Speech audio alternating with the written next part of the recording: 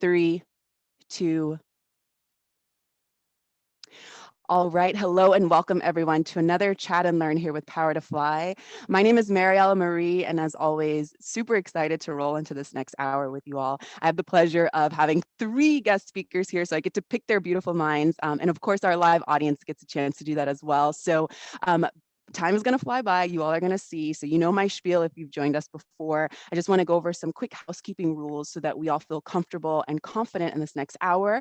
I like to start off these sessions by reminding us, even though we don't need the reminder, crazy things going on in the world. Seems like everything is topsy-turvy, but you're deciding to be with us for the hour. So please participate, really use this time to benefit what you're needing and what you're looking for. So I've muted everyone upon entrance, but I can't stress enough, hop off mute whenever you feel called to do so. I've muted everyone just to avoid background noise, but feel free to hop off mute. Let's try to, be respectful and have one person off of mute at a time, or you can utilize the chat box. You can write questions, reflections, dreams that you had last night, any tips and tricks of your own as well.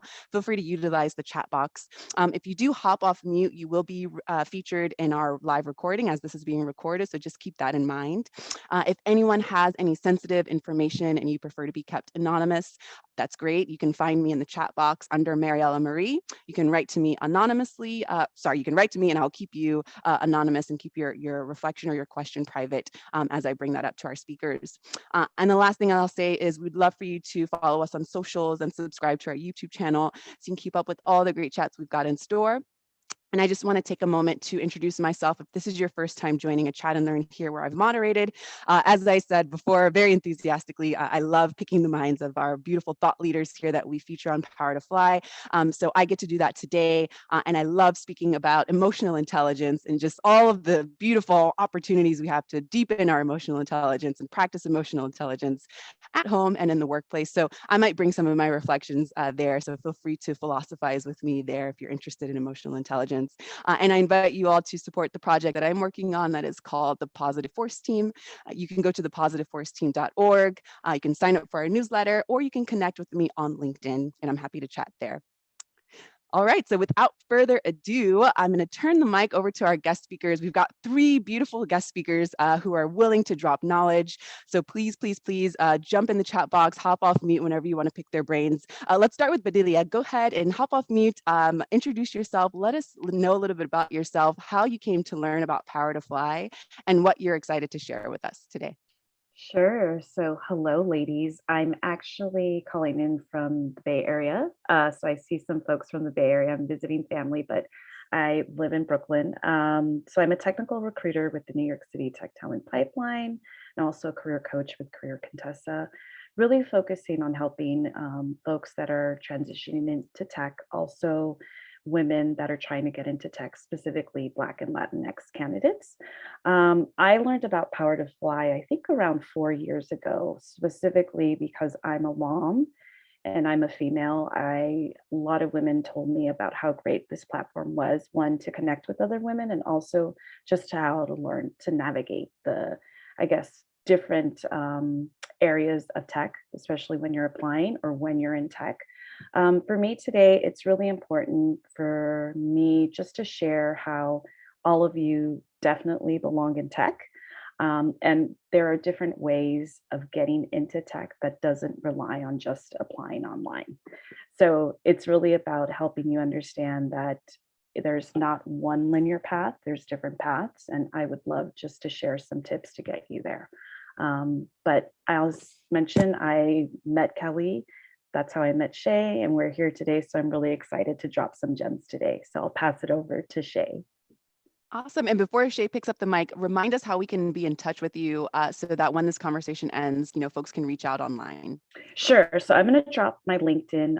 Really, that's the best way. I love connecting with individuals on LinkedIn. I've made a lot of friends and colleagues that way. So I'll drop my LinkedIn. Just send me a message. Let me know that we've connected through Power to Fly. That really helps and it jogs my memory. And from there, we can do a 30-minute meeting. I love virtual chats and we can move on to that. Awesome. Thank you. All right, Shay, let us know a little bit about yourself, how you came to learn about Power to Fly, and what you're excited to share as well Sure, today. of course. Thanks, Mariella. I'm so excited to be here today. Nice to meet everybody on the call. My name is Shay, she, her. I'm based in Los Angeles and I work for Reddit supporting engineering hiring. And I heard about Power to Fly through Kelly. We kind of bonded over resources and, all of the different organizations that are out there doing the good work to really help people bridge that gap and get into tech. I feel very passionately about this because, joining tech companies really changed my career. And so, I want to help support people who are looking to make that transition. And I think that there's a lot of sort of common practices, best practices that are pretty well known within the recruiting and HR world. But for job seekers, there's a lot of ambiguity, especially right now in a competitive market. I love using the resources that I have to really help people identify, where they're getting stuck in their search and really figure out, where and how to land somewhere awesome within tech. Awesome. And then Shay, how can folks connect with you after this conversation if they're interested? Yeah, so find me on LinkedIn. I am very active. And to Bedelia's point, yeah, if you can just put a note that you attended this event, that'd be awesome. But I'll drop my link and feel free to connect with me. I'm happy to be a resource, networking wise, profile reviews, things like that. If you have any questions, feel free to message me and we'll get connected. Awesome. Thank you, Shay. All right, Kelly, last but not least, you can go ahead and unmute yourself and let us know a little bit about yourself, how you came to learn about Power to Fly, and what you're excited to share again today. Thank you, Mariella, and thank you, Shay and Bedilia, for joining us and everyone else. I first learned about Power to Fly, I think it was around the time that it launched. I read Catherine's letter, the letter that they wrote about why they started the company, about how when they became mothers, they realized the difference and the balance needed at work and the flexibility and the consideration that really is appropriate. And I followed them ever since. And the first event I did when I was testing my business model was with Power to Fly back in November of 2019. And that's actually where I met one of my current coaches. So right now I'm the founder of Allora Collective. We launched in 2020. We are an international team of career coaches that help people through career change, remote work transitions, and strategic relocations. I'm originally from New York. You'll probably hear that any minute. I moved myself to Los Angeles at 36. And then I moved to Seattle, and then I lived in Amsterdam in Europe, and then came back to LA to build a business. I want to help people change and make change, whether you're doing it alone, as a couple, as a family. I hated being stuck, and I don't want anyone to think that they're stuck. So whether you want to make a different move in tech, go from one industry to another, go from one role to another, you can do it. And it doesn't mean you have to start from zero. That's really what pushed me to start the company. I wanted to focus on helping people. My experience included staffing agency in New York and working in creative services. And then when I got to Los Angeles, I built the first workshop program for General Assembly, where I taught over 350 students and got them their first jobs and taught them how to do a job search. So I guess that's where the curriculum came from. It's funny how the pivots in your career come together. Then I built technology recruiting for the National Football League from the Los Angeles office. And after that, I took my first solo trip to Italy and knew I needed to travel more. And that's how I landed at booking.com, where I rebuilt the technology recruitment team in Seattle and then moved to Amsterdam to recruit for a leadership role that wasn't working because I like problems for some reason, I don't know. And also got to learn international recruitment and running global contracts. So now my team and I help people get unstuck, figure out what they can do next. I do everything from leadership development to working with recent grads on figuring out what career paths they should explore. I'm so happy to be here with these ladies. Our experience together collectively, I think in tech and the moves that we've made is such a great model for other people. And I think that when you can see someone else making a change, it makes you feel like it's possible for you to do the same. So even if you're just thinking that you want to change something, but you don't know what it is, I think seeing options is the way to go. It's the research path. And then eventually you'll figure out where you want to be. So I'm really excited to be here. I will drop the links in the chat. You can follow Allora Collective on Instagram. You can connect with me on LinkedIn. My network is yours. I will make you write a good intro request though, and a mini cover letter. Check my blog. I give you instructions. And I'm just really excited to be here. If you have any questions and you need personal one-on-one attention, as a company, we offer free 30-minute sessions to anyone who wants one. So you can pick from me or my other two coaches. And I'm excited to answer these questions. We have a really good list today. Really good. Yes, yes, yes. What beautiful introductions. You all are fascinating people. Thank you so much for taking time out of your busy schedules to drop knowledge today. All right, so I'm going to stop sharing my screen. I'm going to pull up these awesome questions that you all have submitted previous to the chat. But I just want to remind folks, if you're taking the time to join us today, we believe in visibility. So turn your cameras on if you feel called to do so. I know that screen fatigue is real, so no pressure there. But let's really use this opportunity to network, especially because we're coming together on a topic that clearly will, encourage us. Hopefully, I'm sure that you all will leave this conversation more motivated, more empowered. So just help us out by participating. Drop in the chat box, turn your cameras on. You know the drill. All right, so let's start with this first question that you all have submitted. If you hear your question come up, let us know that you're here. We'd love to know that you're here. If this is not your question, but you still, have some feedback or want to chime in, again, we want to hear from you. I'm going to sound like a broken record because I want to hear from you all and really maximize our time today. So Chez and Kelly, this first question is for you. Do you have any tips for jumping back into the job hunt after taking a sabbatical?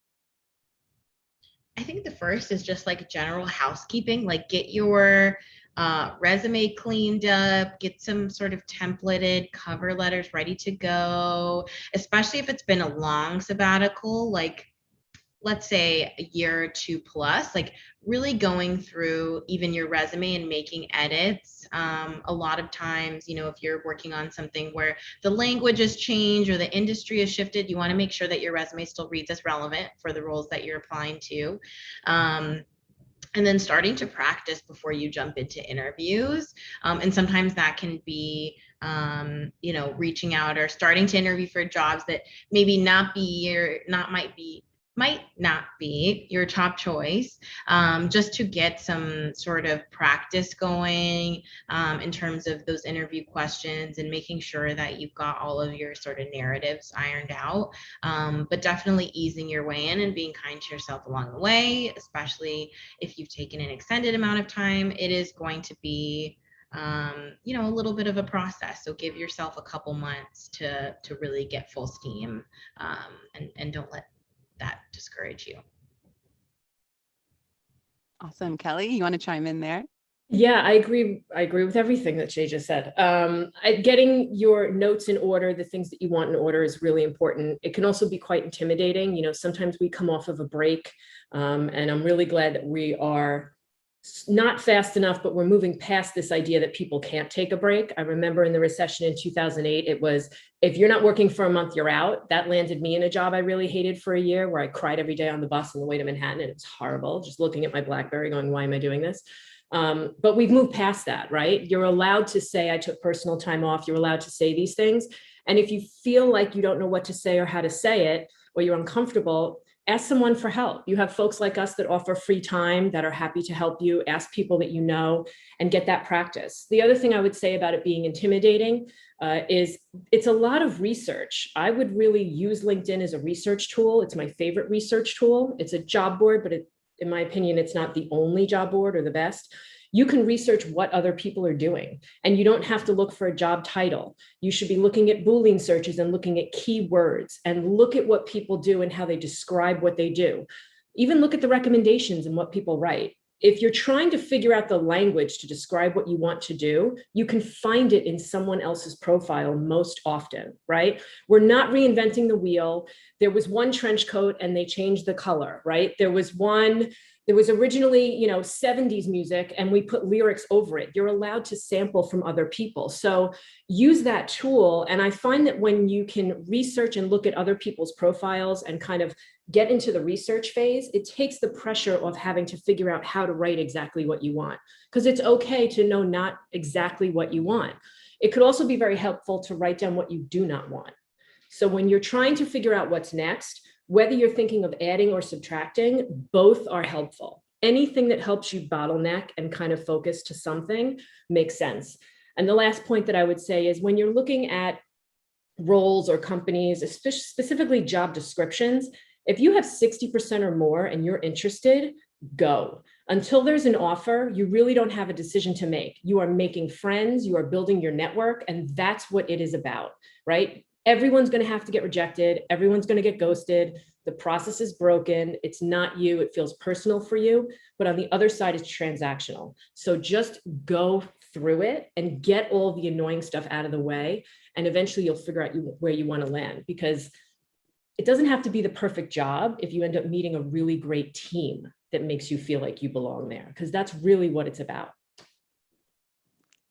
Beautiful. Yes, belonging is key. And I love that, you know, you're highlighting that we aren't reinventing the wheel. We're just using our talents and our curiosities in a new space, whether it be LinkedIn or whatever digital space that there, you know, that lies at our fingertips, you know, to be able to network and learn from each other and ask questions. I love that you said ask questions, Kelly. So thank you for that. And I just want to start to, because I love doing this live. Let's start to put some of these tips into motion. So, you know, I invite you all to drop your LinkedIn's or whatever way you prefer to connect in the chat box here, because clearly we have some similar interests, and maybe you all can, after, you know, the hour, find that you want to practice some things or send over your resume for people to have their, you know, eyes over, or, you know, do some mock interviews. I don't know. These things have come up sometimes in our chats, and I find them to be very helpful. So go for it. Amanda's already doing it. Thank you, Sarah. And Amanda, drop your LinkedIn's. You already have access to our LinkedIn. So I just wanted to extend the invitation for our live callers to do that. And I encourage you to reach out to maybe 2 or 3 people who are here live. And, you know, maybe we can hear some feedback from our speakers to see how you should best reach out on LinkedIn. But for now, let's move on to this next question that I'd love for Kelly and Bedilia to pick up the mic on. So what are some key ways to start reinventing yourself and your career? I love this question. I think Bedilia is going to have some really extraordinary things to share with you, because she really does specialize in early transitions. And I know she's done a lot of work with boot camp grads or recent grads and folks like that. On my end, I would say, don't lose your experience that you've done before. And I go back to the whole, you don't have to start from zero. If you had an economics degree and you worked in finance and you were like, oh, investment banking, I can't, and then you decided to do UX design, then start with target companies that are fintech. Use your industry experience to get you in, right? Look for that leverage, because if you have leverage of experience, then you can ask, first of all, you can ask for the top of the range of salary for the role, by the way. And the other candidates won't have that experience, likely won't have it. So it will give you an advantage over others. If you're looking for transferable skills and you can't identify them, ask someone for help, right? If you've been at home caring for others, if you've been running a household, if you've been managing things, there are ways to talk about that, where you can talk about those transferable skills and help yourself pivot without starting from zero. What do you think, Bedilia? That was amazing, Kelly. So I was really excited about this question because I feel like I'm like the queen of shifting careers a couple of times. So just to let you ladies know, I worked in nonprofit. I went to get my master's when I was like 28, working full time and raising a kid. I've also worked in higher education, and then I'm pivoted to tech right now. What I really encourage a lot of job seekers, especially females, is really try to understand what is it that you're unhappy with and what you're trying to look for. So is it work-life balance for a lot of us moms, or just, you know, now with COVID, a lot of us are like, you know what, I need that work-life balance. Is it that you want to seek leadership in a culture that aligns with your values? Do you need better compensation? Do you need to grow professionally? I really resonate with Kelly. Like, you should not focus on titles. I feel like you should focus on the type of environment that you can thrive. And for me, it's once you understand that, when you see these job descriptions, and I believe in research and preparation, and you start networking with people, that's how you're going to initiate your conversation. Like, this is what I'm looking for. People do not, especially recruiters and professionals, we don't really get caught up in what you're doing. We're really more interested in what motivates you and what's really pushing you to move forward and do the work that you do. So for some people, it may be that you like a certain part of your work. Maybe you like doing partnerships, or maybe you like connecting with people. use this to start the conversation.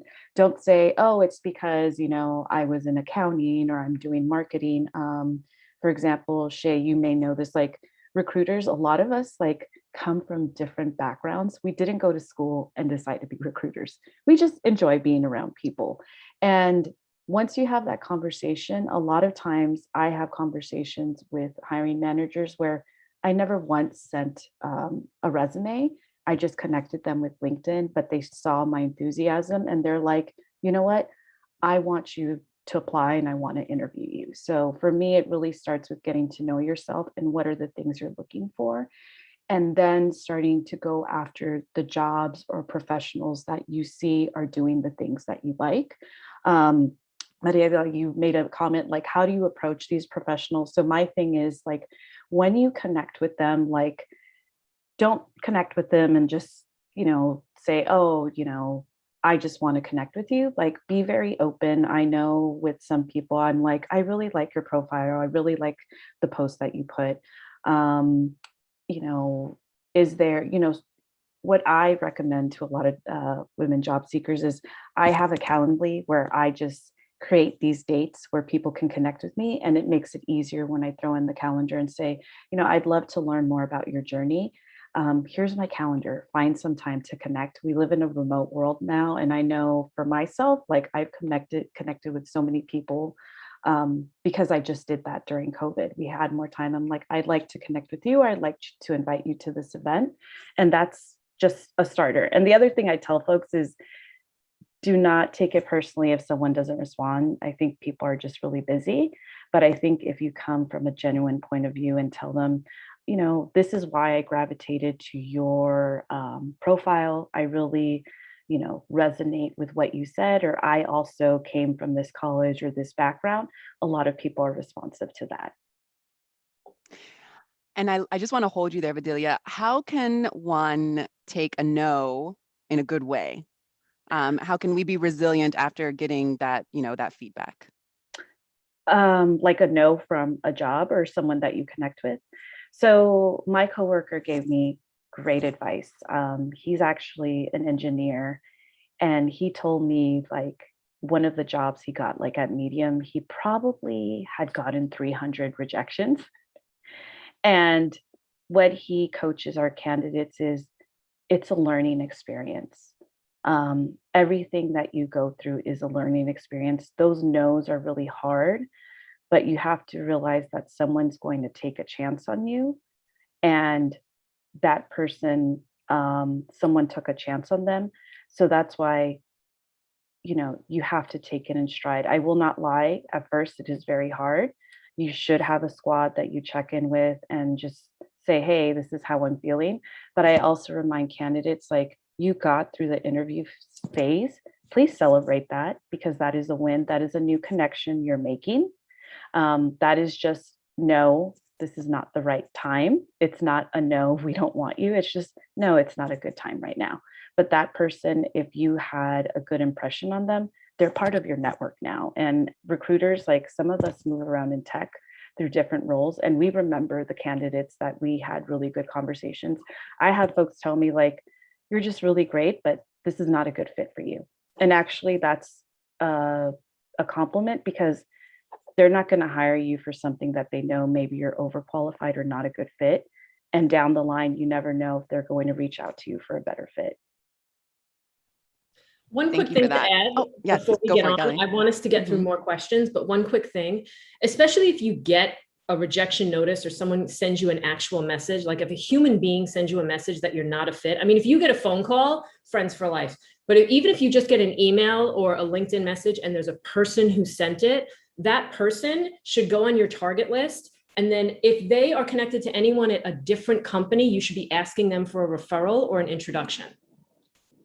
Many recruiters don't send it. Do they have time? Do they not? Who cares? When they do send it and they take the time, understand that they did that for a reason, because they're showing you who they are. And then don't be afraid to ask them for an introduction or a referral through the rest of their network. That's what LinkedIn is for. Go to the company page, click see all employees. And when you find their name, Ask them. It was great meeting you. Sorry it didn't work out. If it opens up again, maybe in a year or two, we could work together. But I noticed you're connected to Chez at Reddit. Would you mind making an introduction for me? Because I found this job posted and I don't want to get lost in the inbox. So look at it that way. Everything can come from something. And if they say no, you really didn't lose anything because you didn't have the job to start with. So it doesn't really matter. But look at it that way. Great advice. Great advice. And Kelly, I'm going to hold on you for a moment as we go into this next question. What advice do you have for candidates on how to shape their story? And I would love, as we're speaking about, bring that authenticity piece, that self-awareness piece, which is, ringing bells of, practicing emotional intelligence. First, in order to know what I want, I need to know myself, right? How can we translate our story so that we can make sure that we are presenting ourselves in the best way and that folks will understand where we're coming from? Yeah, it's a great question because our story is personal, even though we're supposed to separate work from personal. And for a lot of us, it's very hard. We go to school, we do research, we learn things so we can do a job, but no one really ever told me how to talk about myself, even when I did sales very early on. It's not something that people actually teach us to do, and it's something we have to work on. What I can tell you is you will be more confident the more you practice, and practice makes progress. You have to try the story out, whether that's leaving yourself a voice memo on your phone, whether that's staring at your own face in Zoom and recording it. I've done it. It's horrible, but I do it anyway. It is what it is. Find somebody you can practice with. If you go on the blog of alloracollective.com, I did a blog post called Interview Prep, and it walks you through the STAR method, which all of us know very well: situation, task, action, result. That's how you put brief notes about a career example. Like if you're prepping for Amazon, something you failed at. If you are practicing for, let's say, a Spotify, how did you think through a problem because the project was halfway through and you had to change everything, right? These are typical questions of larger companies. You write out the example in brief notes, and then you tailor your answer so it reflects the values or the leadership principles of the company you're interviewing with. That's how you play that game. You could reuse those career stories for the rest of your career, but you have to put them on paper and have them as great examples. You can find standard behavioral questions anywhere. So you start by writing them down, then you tailor them to who you're going to speak to and who the audience is, and then you practice. And Chez, I'd love to get some feedback from you as well. How can we share our stories and shape them in a way that will, try to help us get that job?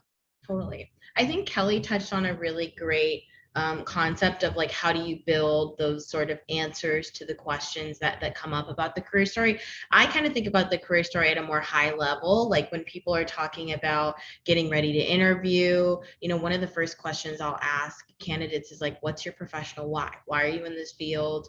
Why are you doing this? Why did you transition from your degree to where you are now? And thinking about it as you're getting ready to shape this for your interviews is like, if your career story so far, and this is going to be really cheesy, but like I'm a huge movie and TV nerd, but like, what is that story arc? If you were going to write a movie of your career story, where'd you start? What were the like tough things? How can you write those in a way that shows what challenges you've worked through? And then where are you going? Like, what's the happy ending? What are the highlights along the way? Do you have some funny stories? Make it relevant to the job, of course, but the more you make it interesting and the more you're able to show that journey and that you're aware of what that is, I think it tells a really compelling story to companies about how you can fit in within their org. And I'm just curious to hear anyone who wants to reflect on this, actually, as we are basically slapped in the face as people who are a part of underheard or underrepresented groups are concerned, and they're looking for work or they're looking to make career pivots, how vulnerable should one be to show that they are adding what the company hopefully is asking for, which is diversity, equity, and inclusion? What are the limits there to make sure that we're keeping ourselves safe, but we're also showing that part of our story if we want to share that story?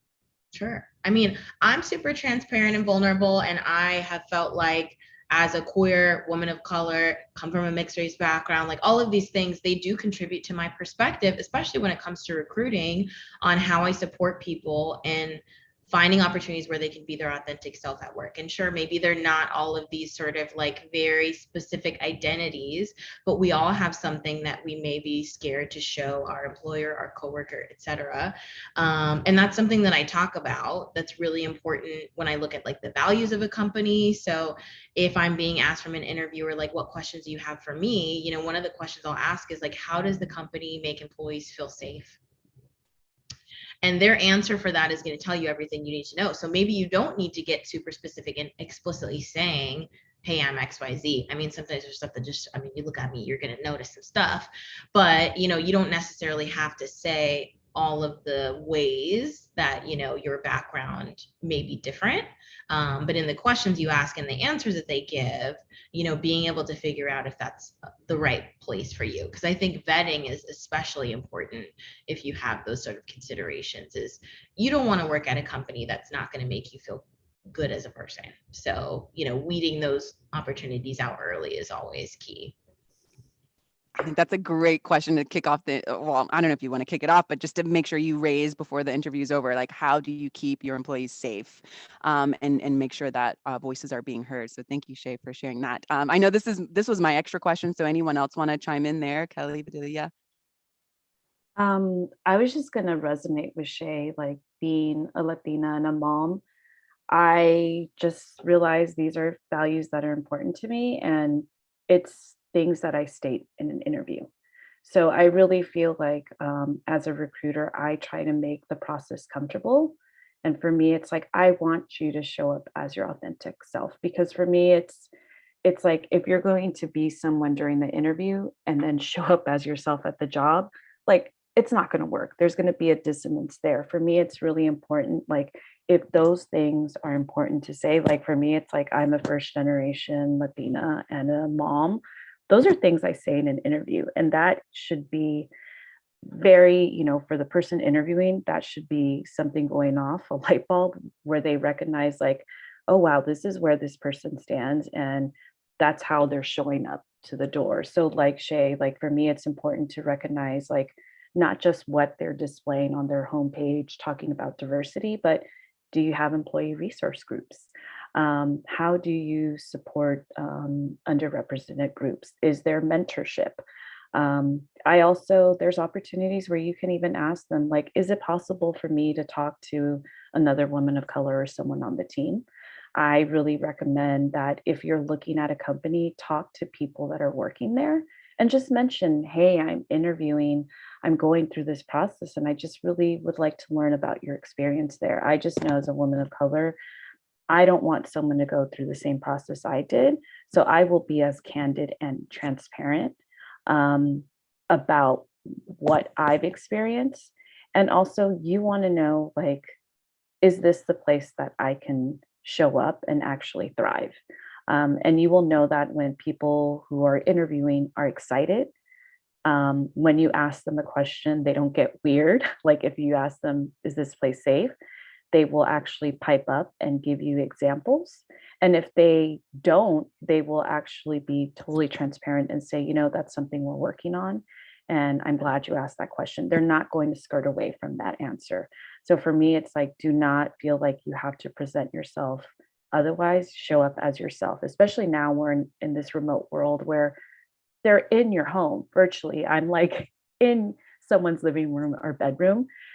This is a great opportunity to show up as yourself, because we're doing that every day when we're taking these calls as recruiters and entering people's homes and, you know, seeing their children or animals in the background. It's a great time to show up as yourself. Absolutely. Kelly, do you want to chime in?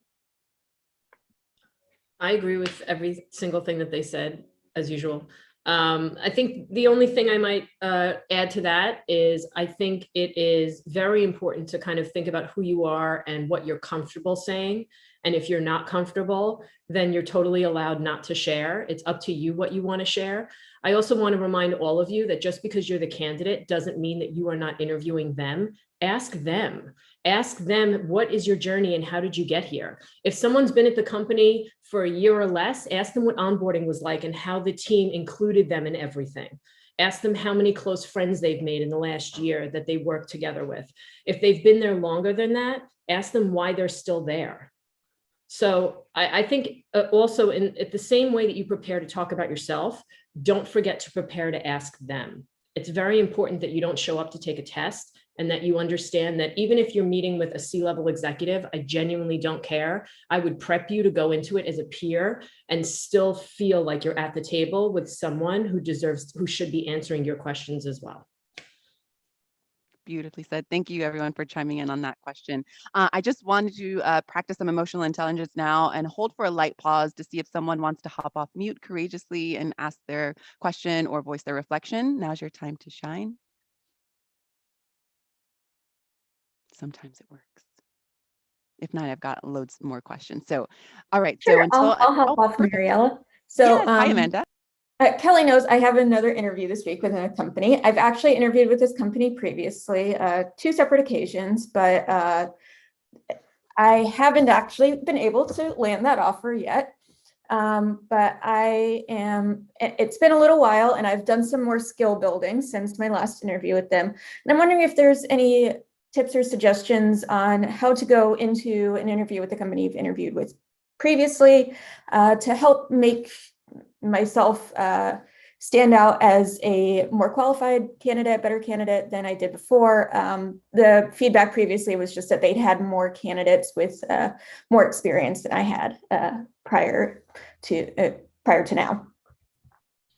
I think what's working to your advantage, Amanda, and I think that first of all, it's so great to like be open to re-interview, because I know that can be tough, is you're actually able to show your growth story because they've seen you before. So I would really touch on in those conversations the fact that, hey, last time, the feedback was this, and like, this is how I've been working on it. And, this is how I'm excited to grow. And really showing, I don't know if it's what type of role it is, but if it's like a technical interview or something like that, then you could go into more specifics, obviously, on like projects and things like that. But just being able to demonstrate both, verbally as well as like as you're going through the sessions, like, this is how much I've been able to improve on these areas, and how much further you can go if they ideally hire you. Awesome, and good luck, Amanda. Yeah, thank you. Yeah, it's actually an HR role, but yeah. Okay. Cool. But yeah, definitely for people with and going into more technical roles, it would definitely make sense to focus on those skills that they've improved upon. Yeah, I guess if it's an HR role, then you can focus on like projects in whatever areas they mentioned. Thank you. Awesome. Thank you for hopping off mute, Amanda, and good luck. Thank you for voicing your reflection and your question. All right, so let's move on to this next question that I have for Chez and Bedilia. So how do you ensure you are doing everything to properly succeed when transitioning into the tech space? There are endless amounts of resources, but how to not get carried away with trying to learn them all?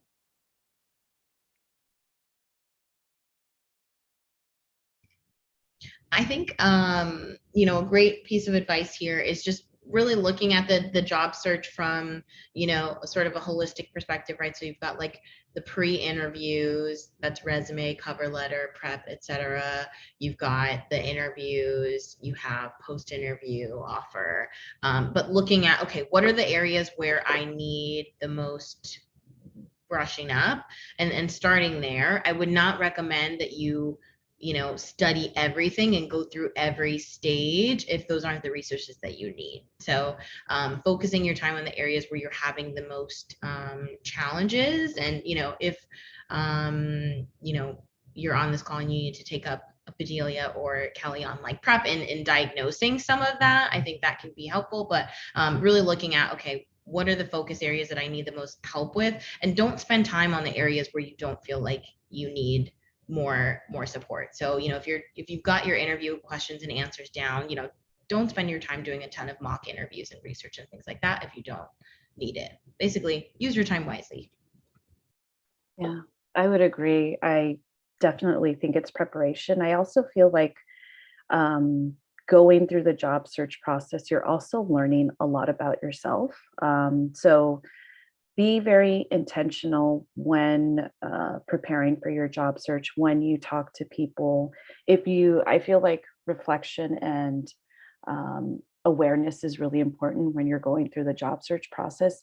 If there's certain things that keep coming up in these conversations, if there's certain resources, if folks mention, hey, have you tried doing this? I'm always good about asking folks when I talk to them and network with them, like, do you have any resources do you recommend that I should look into? What are like your favorite podcasts? Because I feel like you need to start building a better understanding of like what path you want to get into. And like Shay, I feel like you cannot do everything. That's just going to, you know, create fatigue, especially if you're working full time trying to find a job. I think it's really important that sometimes you may only have 3 interviews, but one of those interviews will turn into an offer because you've put a lot of preparation into the process.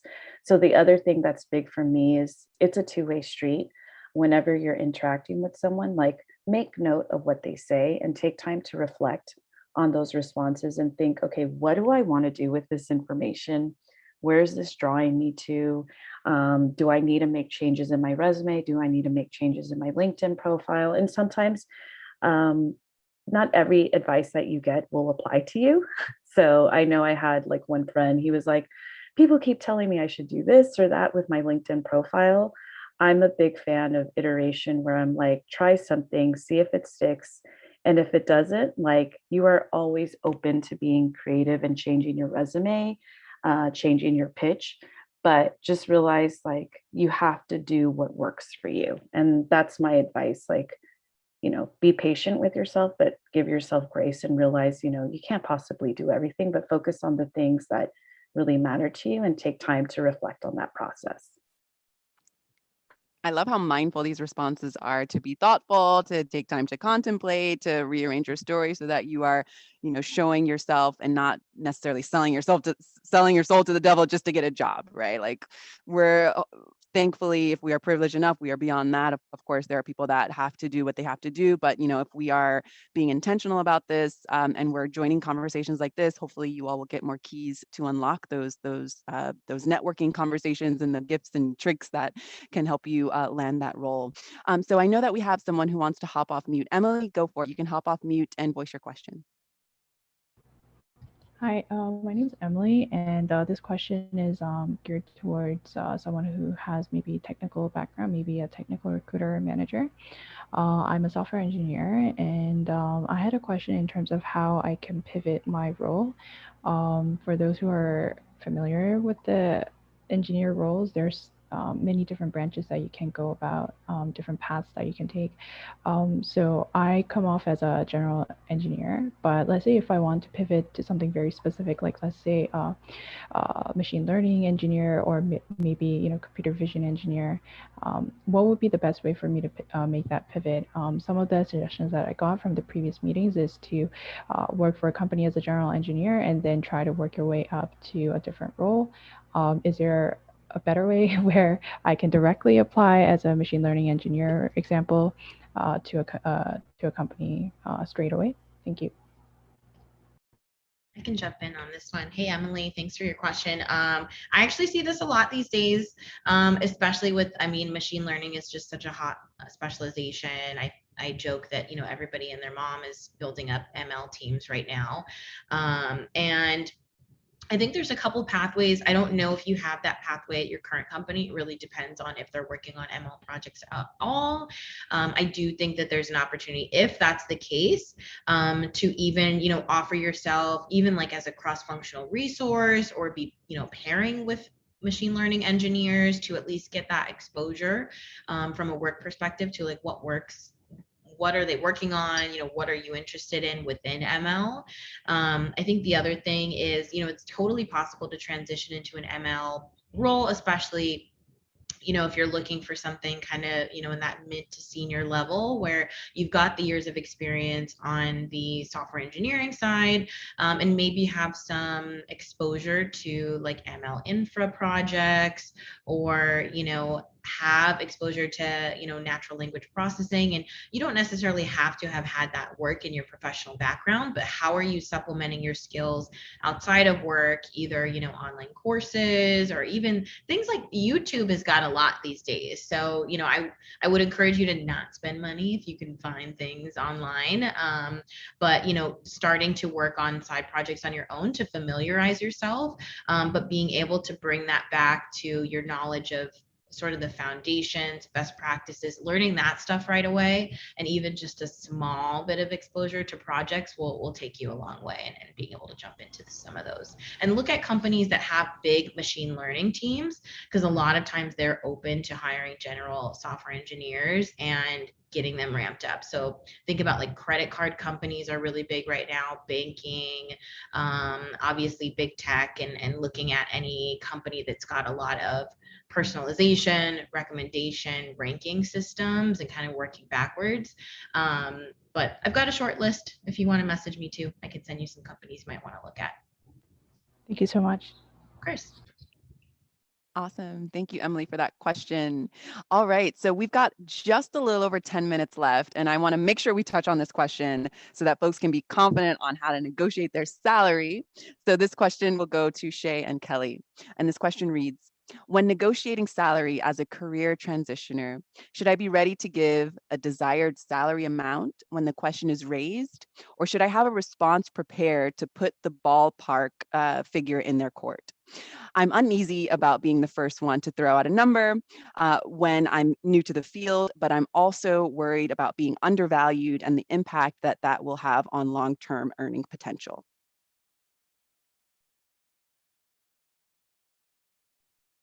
You want to go first, Chez? Up to you. I mean, I know my answer. My answer is do your market research, use a LinkedIn, a Glassdoor, whatever you can to get a market range for that role. You can even use the staffing agency salary guide. A bunch of them put them out every year, whether it's, Robert Half Technology or Onward Search or Adecco, or even Hire.com is a great resource. So get an idea of what that role is valued in the market of where you're going. And then when the conversation comes up, your answer is, I haven't had the chance to meet enough people on the team and really understand enough about the role yet to discuss what I'm looking for, but I'm open to the range that the market's offering for the role. That I do know. So what's your budget? Or what are you planning to offer in terms of salary and total comp? You frame it that way. That's a loose way of framing it. And hopefully they can come to the table first. If they don't have a range in mind, that's a problem. Especially if you're talking to maybe a younger company, or maybe they're a little bit ahead of their self in the hiring plan. But most people are not hiring unless they know what they're willing to pay and they have a range. And if it's a recruiter that's playing that game of you have to tell me first or I'm not moving you forward, that is not someone you want to work with. Move on, connect with Chez or Bedilia or me, and we'll connect you to a better recruiter that knows how to be a good person, because the recruiter has to fight for you throughout the process. When you're countering, you're not countering and negotiating against the recruiter. You're negotiating with the recruiter because they are negotiating on your behalf with the CFO or everyone else on the team, and they're making the case for you to get you a little bit more money. Chez? Yeah, I think the market salary is a really great point. And being transparent, if you've said, hey, I've seen this range, I don't know if this is accurate, what do you think? And a recruiter that is going to fight for you is going to want to have that conversation in an open way. To Kelly's point, if they're trying to rule you out on comp before you're even having a back and forth conversation, that's a huge flag. I do also see the flip side though. And, my approach is what I tell people, and I'm happy to share the range of the role, but I also don't know, like for technical roles, I don't know what level they're going to fall in. So that range may be, $150,000 from, depending on level. So what I'll say is, if you're looking at a range of target compensation, where would you like to be at, on the base and on the stock or equity from a total standpoint, or, what's your I don't want to go below this, because any good recruiter who really wants to get you in the door also whether they're in-house or contingency, it's to their benefit to get you that number that you're excited to sign right away. So, if you have a number that's like, oh yeah, I'll sign for add my expected salary plus tax, like this is something I would be, happy to sign right away. Say it's your, most exciting opportunity. You feel a good vibe with the team. You feel that they're ethical. I think it's okay to give out those numbers to save time in the later stages, so you're not doing a ton of back and forth. But you really have to play that by ear depending on who you're talking to. But I would say that, try to get them to give you the range first, and go in with that, like, I'm not quite sure, or, based on the role, I haven't heard a ton of the requirements yet, so I'm flexible, but what do you think in loose range, just to try to get some numbers out of them. And also be aware that, in most states, if you're based in the United States, it's actually not legal for them to ask you what you're making. So being mindful of that too. Thank you for the transparency. I feel like we should have a whole hour long plus about just negotiation, salary negotiation. So you all are dropping some gems, and we've got about 8 minutes left. So I invite you all to connect with these folks so that you can continue to pick their brains. And I know we have someone who wants to hop off mute now. Andrea, go for it. Hop off mute and voice your question. Yes, hello everyone. I'm Andrea. I'm from Bay Area. So thank you so much for having me. Yes, so my story, I'm a recent bootcamp graduate. And well, my question is how to even get to that first interview. Obviously, for example, lacking experience in the field. And yeah, my question is like, say, how to find like employer, how to connect with someone actually to show the job I want to do. And again, yeah, obviously lacking experience. I can bring to the table other things from my past experience, but that it's not like very obvious from initial, because they're looking for experience, and it's very hard actually to just to get to somebody, like just to start interviewing. So maybe some advice on that. Thank you. Sure, I can take that. Nice to meet you, Andrea. We're like temporary neighbors right now. So for me, I think what's important when I talk to recent bootcamp grads is I think sometimes, especially as a new grad, you get imposter syndrome and think, I don't belong here. Who's going to hire me? And just to recognize, like, you have other skills that you bring to the table. And one of the things I remind candidates is don't assume that all you're bringing into the table is your recent bootcamp grad. When we're a recruiter, like similar Chez, I look at a candidate holistically. I just don't see you as being one-dimensional. So I really love to learn about candidates and the other things they're doing on the side. So a lot of candidates are like, I don't have experience. And I'm like, that's true, but I think a lot of you think of paid experience, but a lot of candidates I know, they've done stuff volunteering, they've become teacher assistants, they've done personal projects. To an engineering manager or to a recruiter, we're not going to ask you were you paid or not paid. All we want to know is how are you applying the skills that you learn to work on a team and create a product and move forward with it. And that's really the important part of the story that you pitch to people. When you're a career transitioner, I really believe in reverse recruiting.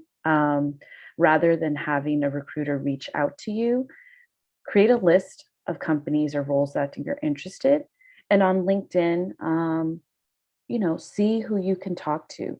Maybe there's a recent bootcamp grad from your bootcamp that you could connect with, and just ask them, like, what has your experience been?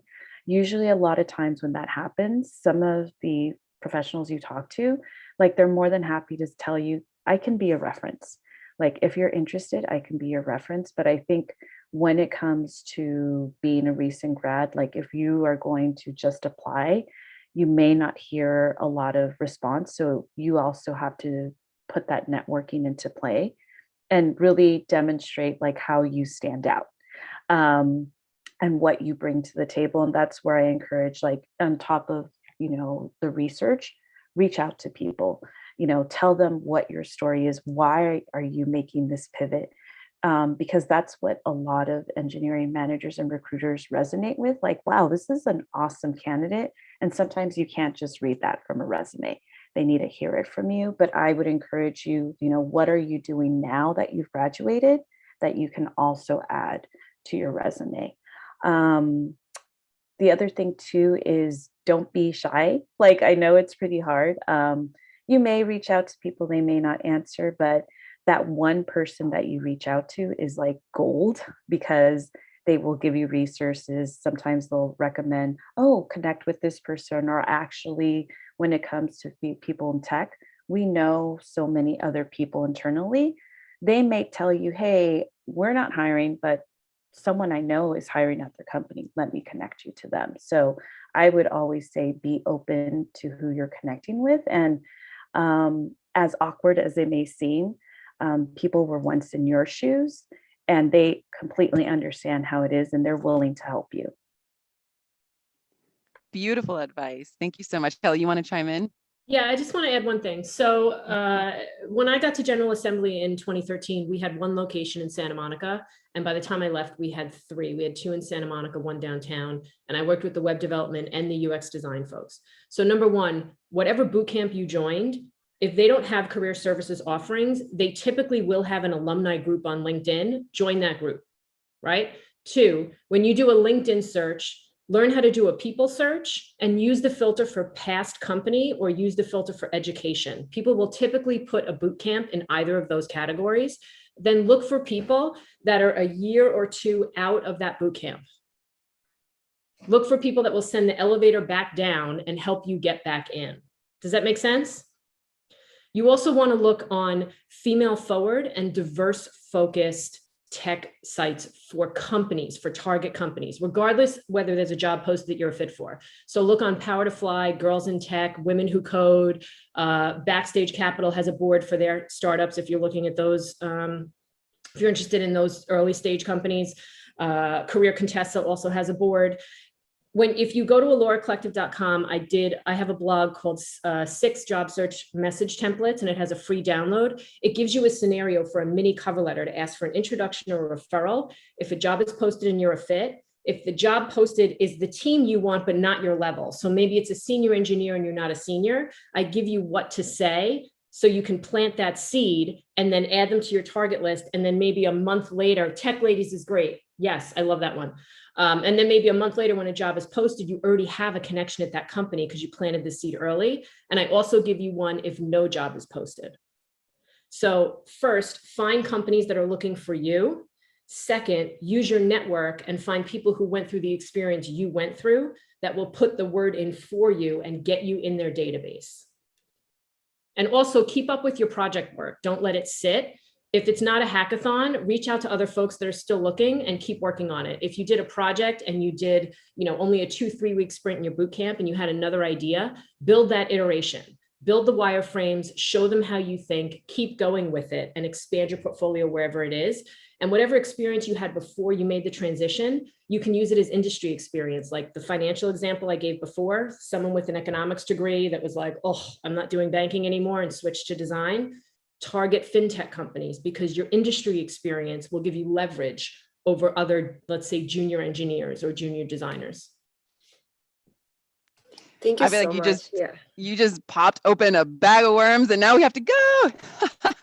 Kelly, thank you so much for dropping so much knowledge in that short amount of time.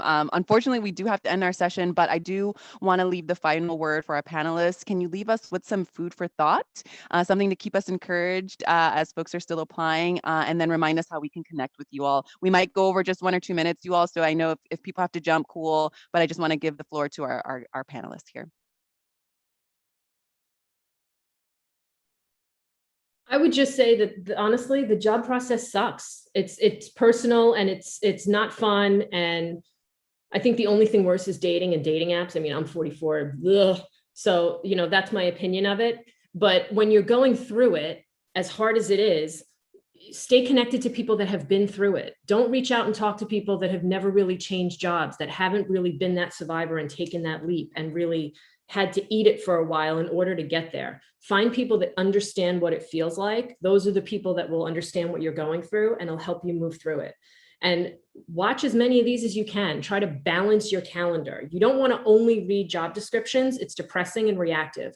Balance your time and be proactive. Sending those messages of, I didn't find a job publicly posted, but I'd love to connect with you, Chez, so that when a job is posted, I can reach out to you. How do I get in your talent pipeline? So be proactive and reactive, and balance your timetable so that you're not just sitting there constantly searching. And if you're trying to make the change, make it. It's never going to be easy and simple. And anyone that says that it is hasn't really done it. But there are plenty of us out there that have, and we're here to help you. Beautiful. Bedilia, you're next on my screen. Any food for thought? I would say balance is really important. It's not a numbers game. I personally feel like making those connections actually gives you more confidence, because you learn that folks didn't have a linear path into their roles. And you're going to discover that there's different ways that people end up in tech. And it's going to give you that courage to realize, hey, I can do this. The other thing too is try different things. I will honestly say sometimes I've attended like networking events or webinars, and I'm like, this isn't my thing, but be open to it. Try it out, see if it works for you, and don't do it alone. There's a lot of communities that you can belong to, and they have great Slack channels, but I would say do not do this alone. Know that there are other people who are with you and are experiencing the same feelings of, it's hard, just trying to make that connection. But when you're doing it with other people, you can actually reach out to them and, be stronger in the process, and they can help you learn. They can share their experiences and you can share your experiences and become a stronger candidate. Awesome. Thank you. And Chez, take us out. Any food for thought? Yeah, this has been such a great discussion. I'm so sad that we have to end, but I think one thing that is so important that has helped me so much in my transition has been investing in relationships, and that's, a variety of people, right? So every positive recruiter interaction that you have, ask them, is it okay to keep in touch with you? I really enjoyed this conversation. If you know anybody else that's hiring for someone like me, let me know. People who are further along than you in your career. So, who are those people 2 to 5 years out, 10 years out, that are in the role that you're in right now that you want to grow into? How can you learn from them? How can you connect with them? And how can you exchange ideas? You always want it to be a give and take. Your peers and, panelists that you're meeting along the way as well. All of these people are going to form a network, and the world gets smaller, especially if you're staying in the same field. You'll start to run into the same people. And if you become a known person in that space, that sort of candidate that got away or didn't quite have that thing, that silver medalist, all of these relationships are going to build off of each other, and you'll start to form a really strong network where when people know of you and care about your journey, they'll want to help and build along the way, but keeping in touch with those people over time to make sure that you maintain those relationships. Beautifully said. Thank you, everyone. I know we went over a little bit, but I wanted to make sure we heard our food for thought from our live panelists here. I encourage you all to reach out to the folks who have dropped their LinkedIns in the chat box, really, start to put some of these tools and tips and tricks into practice. Reach out to the panelists today. And thank you all so much for spending time. This has been such a great conversation. Be safe, be your best selves. Let's